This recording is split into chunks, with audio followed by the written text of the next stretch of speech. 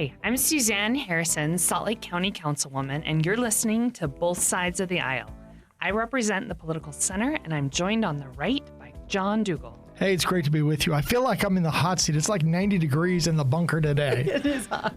And on the left, we're joined by Shireen Gorbani. Hello, listeners. A special shout out to Bridger. Thanks for saying hi and listening.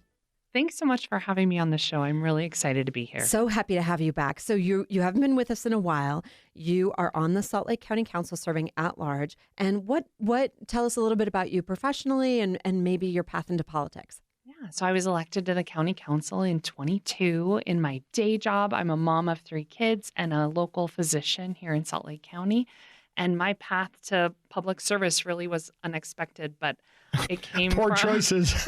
right. But it really came from caring about the community and seeing things that I wanted to see better and different for my kids' future. Yeah, wonderful. Love that. Love moms in office. And have you served before? Salt Lake County Council. Prior to serving the Salt Lake County Council, I was in the state legislature for 4 years, got to work with That's when we met. John up there, and it's been a real honor to represent my neighbors in public office. So yeah, that's right. So excited to be here. I want to just jump into national issues. We are less than 2 weeks away from the presidential election. Goodness. Thank goodness. I know. I mean, the campaign that never ends. If only we could fast forward quickly, right? Yes. But there's several things that have been in the news nationally about the presidential election. Just wanted to see what's on your minds in terms of Voting and, presidential politics. Well, let me just start by saying... Shireen was thinking about McDonald's over the weekend. I certainly was not, because I don't really appreciate it when politicians I would say, one of the most interesting points of feedback on Donald Trump's, I would say, play acting working class by serving fries at a McDonald's. I believe in Pennsylvania. Is that right? Yes. Swing state. A swing state. But I found that to be kabuki theater of the highest form. I feel like this is not a working class person. Donald Trump has never worked in food service in his entire life. I have. I don't know if you all have. But he's a connoisseur of McDonald's. He is a connoisseur of McDonald's. But I do think, I noticed Representative Alexandria Ocasio-Cortez saying that she felt like it was kind of making fun of working class people. And I do think that there was an element of it that just felt pretty insensitive to folks that do stand over fryers all day long. But I also don't think that it really was an experience that helped shape his views on fighting for working class people. So besides Donald Trump's stop off at McDonald's, I guess I would just say that I think in these final weeks, what is interesting to me is how he is deciding to spend his time. It feels like this is a person who has gone further and further off the rails, is having a hard time sticking to the broader messages of the campaign around the economy or around, what I think could be potentially more winning issues. And the rhetoric that he is displaying at his rallies is getting darker and more concerning, particularly the commentary on the enemy within, the way that he's talking about wishing he had more generals like Hitler. And then also going even further, I think, into just deep xenophobia and racism to divide this country, and saying that he's doing that because the economic message isn't getting people's attention at his rallies. So at this point in time, it's difficult for me to continue to give space or listen to what Donald Trump is saying when we have really reasonable and I think forward-looking proposals from Kamala Harris on things like expanding home care for elderly folks on Medicare, when we're thinking about investing in housing, building housing, when we're thinking about, I would actually just say the core of our democracy, real decisions are on the table here. And I know, John, you're not a fan of Trump, but I guess... I'm not a fan of Kamala either. I know you're not, but tell me what you're thinking in these final weeks. Well, so as I'm looking at this, I'm seeing Kamala where I think she's really getting concerned. I think she was riding some momentum and felt upbeat and positive. The message seems to have turned much more negative and fear-mongering from my perspective. She's throwing out different proposals. I mean, she went and did a slew of interviews, and some of the stuff I'm hearing is, you could only ask certain questions. So all the questions had to be pre-approved before they got asked. So she's never getting put on the hot seat in that sense. You mentioned Medicare at home care Medicare. But that's a big growth. And she's going, well, it'll save money. Right now, it doesn't look like it'll save money. It looks like it will spend even more in a program like Medicare, which is struggling to pay its bills because, it's costing more than the money coming in. And there's vague, gauzy kind of proposals out there to do X, Y, Z, but without really good substance of what that actually means. And I think she's also bringing out the Liz Cheneys of the world onto the stage, trying to search, I think, for these undecided voters, gray area, if you will, the Liz Cheney folks that are Republicans that aren't comfortable with Trump that will back her. I don't think many of those exist. I think the Republicans that don't like Trump We'll just abstain. They're either going to abstain from voting or they're going to vote for a third party, but I don't see them crossing over the aisle. Yeah. Because I look at her policies and go, I can't in good conscience support those either. So I just want to add, keeping people in their homes longer is certainly a reduced cost on the medical healthcare system. We know that the vast majority of dollars spent in our healthcare system are end of life, and in those last years, that people are often left without other options, and increasing home aid or keeping people in their homes longer actually does have huge financial benefit. And I know about this because of work at the county, where we have Aging and Adult Services that really works to try to keep people in their homes with programs like Meals on Wheels, helping people get to medical appointments and whatnot. But Suzanne, from your perspective, where are you at on this election? Are you ready for it to be over? Would you like it to go on for another couple months? What are you feeling? She just loves we this. are all Look done. at the excitement in her eyes. We're all done. I do want to just say we have one other program at the county to help veterans who want to stay in their home be able to stay longer. It's a great partnership with the Salt Lake VA. But yeah, I think we're all done with this election. One thing that has been on my mind is our current system makes it so that there's only a handful of states and a handful of voters in a handful of states that will decide this election. So, these 5 swing states are getting all of the attention, all the visits, all of the ad buys and so forth. And I think it just makes it so that not every person's perspective or needs or vote matters quite as much. Are you seeing any, I don't watch much TV, but are you seeing any ads in Utah for either candidate?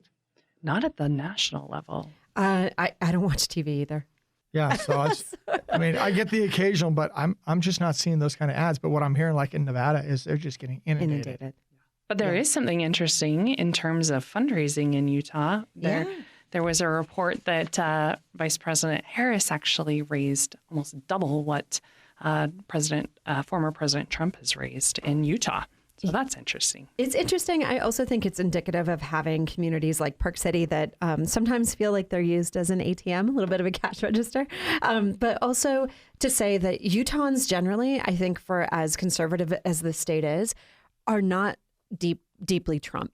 They just aren't. That's been my experience across many doors in the state. And folks, even you, John, are an example of this as a person who I feel like who considers themselves deeply conservative, a Republican, but simply cannot abide by the kind of rhetoric or leadership or frankly, the lack of conservatism that we see from somebody like Donald Trump. Yeah, and I think some of the dehumanizing language, the divisive rhetoric and name calling is especially alienating for a lot of Utah voters. I think that's right. Yeah. So when we think about voting, I guess I just want to add that we have a couple of things that voters in Utah need to be aware of. Well, you're going to open up your ballot. And given what you hear in the news, you're going to think there's only 2 or 3 different races to vote on. Not the case. And my ballot was, extended long and on the backside. Yes. And I want to just add we'll get into some of the things that people are going to see in the second segment. But I want to start here by saying that we had some issues with votes being counted in southern Utah because voters mailed in their ballots. They certainly put them in their mailbox in time. But because they went out of state for their stamp, for their postmark date, they were not able to be counted. I'm going to say I don't think it's because it went out of state. But okay, so waiting to the last minute is not a good idea. No, so turn your ballot in. I will note that Vegas is closer to St. George than Salt Lake. Sure. So I don't think it's proximity or out of state. It is just you got to make sure it is postmarked on time. Yes. So get those ballots in. If you are planning to vote by mail, which most Utahns do, I highly suggest getting those ballots in the mail as soon as possible. They are in your mailbox. If you don't have it, you can contact your county clerk and receive that. Or you can vote. Vote.utah.gov. Vote.utah.gov. You can go and track the status of your ballot. That's right. Not just has it been mailed, but have they received it and have they counted it? Yep, that's right. So after you send it in, yes, you can do that as well. If you're in that camp, I already delivered mine. But you can also vote early in person. Early, yes, on the spot.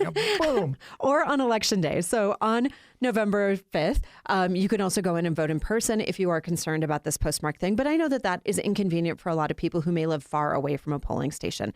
So I got halfway through my ballot. It was so long. I got halfway through. And then you it's gave left up. as homework to come back later.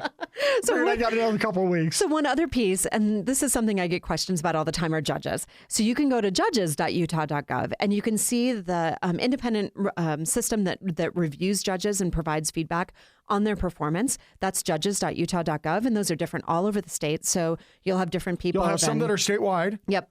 And then you'll have some for certain regions or certain districts as well. That's right. And then there are numerous voter guides out there that you can go to. If you're a person who cares about the environment, you can check with environmental groups. If you care about LGBT issues, if you care about reproductive issues, you can check with Planned Parenthood. Lots of different organizations. I'm sure the Taxpayers Association puts out a guide as well. I was waiting for her to throw out some conservative organization. So you can go and look to those organizations for support. But I also think this is really a time for us to consider, outside of party lines, who are those people who are really representing you and bringing value to public service in this state. But I think maybe we'll jump into our local issues here in the next segment. Yeah. And just as a final word on this, those local races really matter and impact your day-to-day lives. So make sure you turn in that ballot early and soon. You're listening to Both Sides of the Aisle. I'm with John Dougal and Shireen Gorbani. Stay tuned. You're listening to Both Sides of the Aisle on Utah Public Radio. We love to hear from listeners like you. If you would like to send us a comment, email bsotapodcast@gmail.com. That's bsotapodcast@gmail.com. Thanks for listening. Shireen Gorbani on the left. John Dougal on the right. And I'm Suzanne Harrison in the Political Center. We're back and we're going to talk about state issues. Let's jump in on the local ballot and gubernatorial race. So we have a pretty interesting situation. I'm guessing you served in the legislature with Phil Lyman, yes? I did. Yes. So Representative Phil Lyman, who tried to beat Spencer Cox and actually did. He was the convention nominee, but lost in the primary. Running as a write-in candidate. Now is running as a write-in candidate. And basically, I forget the twists and turns, John, but you can help me on this. Went to the Utah Supreme Court. So filed in court saying that he was the rightful candidate. Why? Yes. So he was arguing he was the rightful candidate because he was the convention nominee. And it was unfair and inappropriate for the state legislature to override, if you will, the caucus convention system with an alternative path to the ballot. So he should be the nominee. And so essentially there never should have been a primary and it should have just been him. Yep. So the Utah Supreme Court said, no, basically shot down his arguments and didn't really hear the thing. So now he's appealing to the U.S. Supreme Court. Days before the election. Thoughts on this? What do we think? Well, I think, let me just walk through. So his argument is going to be, basically freedom of association, that this is a constitutionally protected right and that the state via the legislature has trampled that right and that the U.S. Supreme Court needs to write in, restore that right, and therefore dump Cox off the ballot and basically make Lyman the Republican nominee. Odds that that's going to happen? Ain't going to happen. Low. Well, and from my perspective, this is yet another instance of Republican candidates, after having their day in court, not liking the outcome and trying to appeal, or sometimes even deny the outcomes of results. Or change the rules, right? But you look at the number of issues before the U.S. Supreme Court, and it says somehow in the next 2 weeks they're going to write in and decide. And if you wait and say post-election, I don't see that they're going to come in and take somebody off, who won the election to say, oh, no, we're going to nullify the results of the election. That's not going to happen. Pretty wild. Well, we also have some interesting other things that are statewide. So gubernatorial, but we also have the amendments. We've talked about how A and D have been kicked off the ballot. So they're on the ballot, but they're not going to be counted. So you do not have to fill them in. You can fill them in, but no vote counts will be tallied on A or B. But we haven't really spent too much time talking about B or C. And let me remind folks. Yeah. They basically got booted because the legislature missed a constitutional requirement to publish this 60 days in advance in a newspaper basically of general circulation in all the counties. Yes. So you may ask why B and C are still on there. No one challenged. Nobody has challenged them. And you have to challenge them for the court to then remove them. Yeah. So we've got B, which is about, I feel like, John, you're a little tapped into this more than I am, but basically increasing the cap on, go ahead. So at statehood, all these little pieces of land were set aside for essentially schools. Yeah. And so we make money off those public lands, state-owned, controlled lands, and that money gets invested, and that return, part of that return goes back to the schools. And so this will say right now the cap is at 4%. So they can't get more than 4% in a given year. The constitutional amendment would raise it to 5%. Yeah. I think last year, essentially, if the cap would have been in place at 5%, the schools would have gotten something like 4.25% of the earnings off of that fund. Yeah. And that would have been about $13 million that last year. Additional and dollars. This Amendment B is something that means more money for Utah schools at no expense to taxpayers, and parents will be able to help direct that local funding in their school. Yeah, and this is pretty broadly support. There's not really an organized opposition to this, though maybe John has one. Even the Utah PTA endorses this. Yes. Of course they endorse it. But let me just flag, part of the issue here that's a concern is, okay, this means more money today, but less money in the future. It doesn't necessarily mean that. Well, if you spend it today, it's not in there to invest long term. And so you're taking it today rather than potentially being able to spend it in the future. And one of the things that's just odd as I look at this is there's a state land trust advocacy office, and they're out there. I don't know if you've seen some Facebook ads. This is really odd from my perspective because governmental entities generally can't advertise for or against a proposition. They can, give neutral statements. They can make a brief statement in support or opposition, but they can't use resources to promulgate that. So for me, looking at this, I'm just scratching my head going, can they really do that? Yeah. Is that really appropriate? And part of the argument they'll use is, well, the statute says that they can advocate on legislative issues, for the beneficiaries.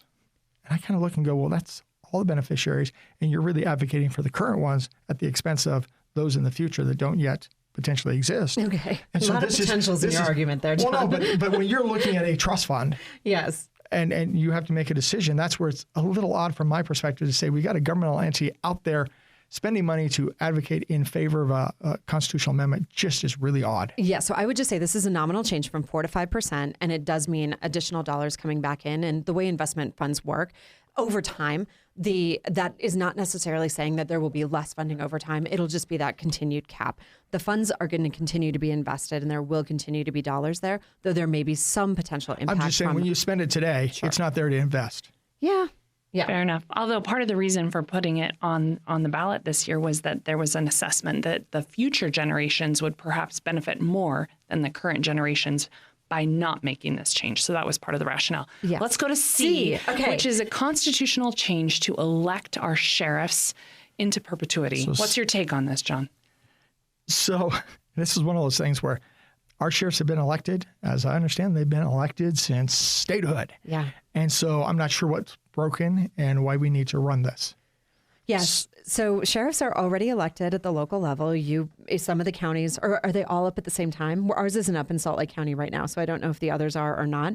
But counties elect their sheriffs. They do it on a 4-year term. This is happening without real issues. So I find this unnecessary, but I'm kind of curious if others have a different opinion. There hasn't been any formal opposition to this, so. But I'm not sure what was broken that caused folks to say, we need to do this. It. Yeah. Yeah. So it's an interesting one. And I will note that there have been some sheriffs in the past who have felt like they're quote unquote constitutional sheriffs, even though they weren't in the Constitution, and therefore they shouldn't be subject to their county councils or county commissions at the time. Yeah. And so as an auditor, I have to remind them, no, you are subject to somebody else setting the budget. I, as the auditor, I'm actually a constitutional officer, and the legislature still sets my budget. Yeah. This is how divided government works. We have Utah listeners all across the state, so we've been a little Salt Lake County focused, not really, mostly statewide, but I'm wondering if you can jump in with Utah County. There are some interesting issues there. Well, yeah, in North Utah County, we've got the Alpine School District, and there's been various, for 20 years, we've been talking about when do we split it. And Alpine is the largest school district in the state.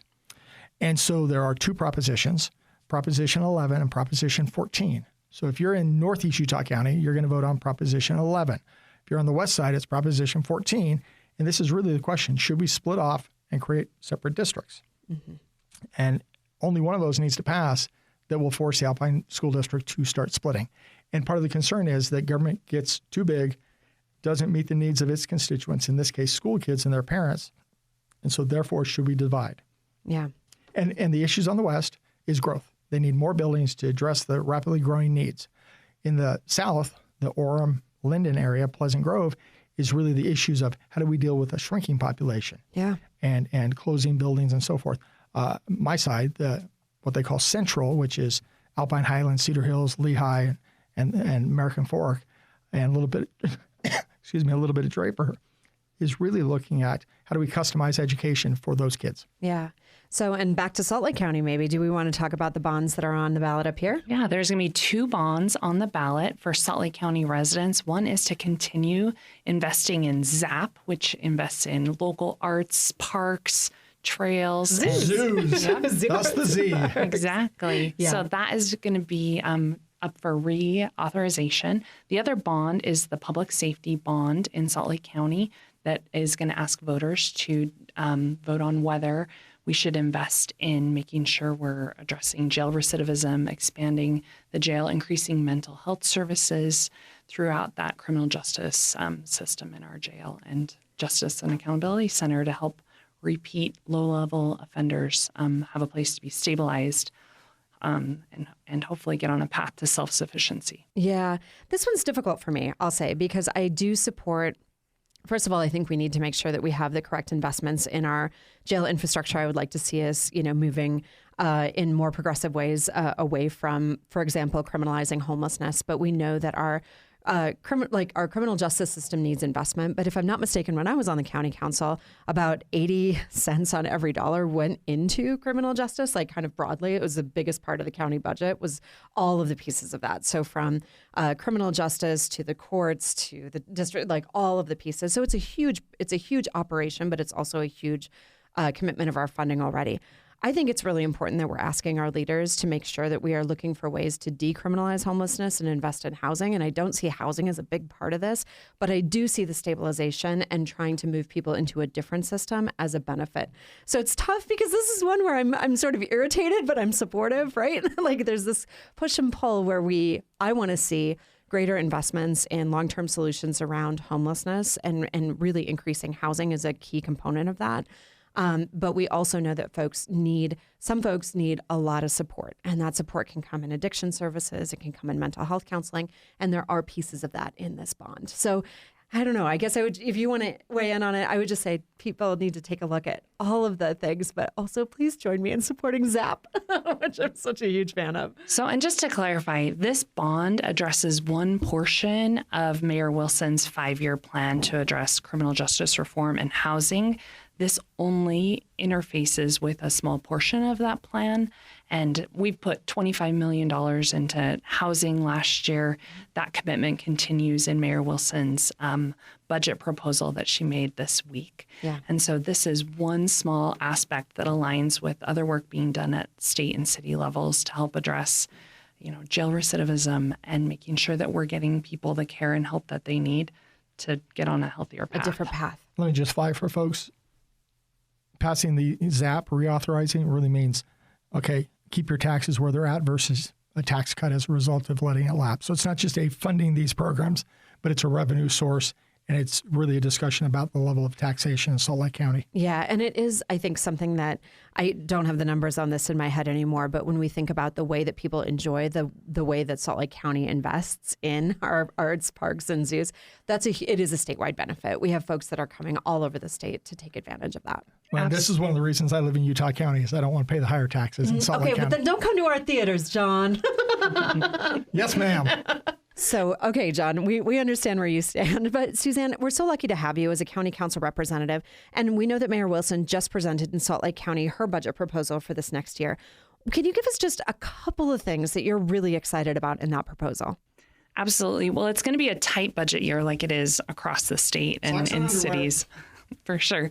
But 2 of the things I'm most excited about is we're continuing the My County Rec Pass and expanding it to allow any kid under the age of 18 to have free access to rec centers, ice sheets, outdoor or indoor pools. And this is an important way that Mayor Wilson and the council have supported helping people with cost of living stress, making sure people are connecting in person, putting those phones down, especially our kids, helping with mental and physical health.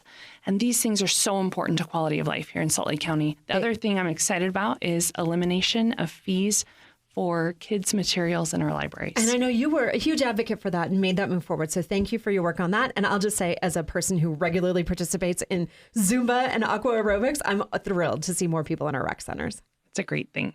And again, this is an example of how residents can have an impact in their local government. So make sure you turn in that ballot and vote and have your voice heard. Yeah, that's right. You've been listening to Both Sides of the Aisle. I'm County Councilwoman Suzanne Harrison, and I've been joined by John Dougal on the right and Shireen Gorbani on the left. Thank you to our producer, Anthony Scoma, and thanks for listening.